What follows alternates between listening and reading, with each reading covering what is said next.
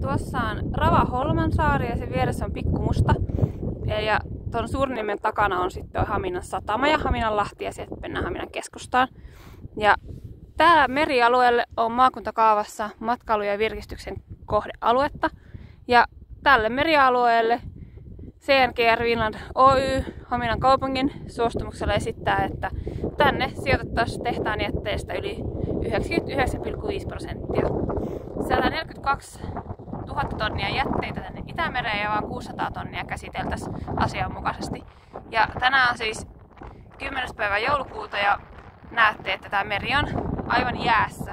Että tuossa on Saunamätten luonnonsuojelualue, niin tällä alueella ei näe ollenkaan vapaata vettä.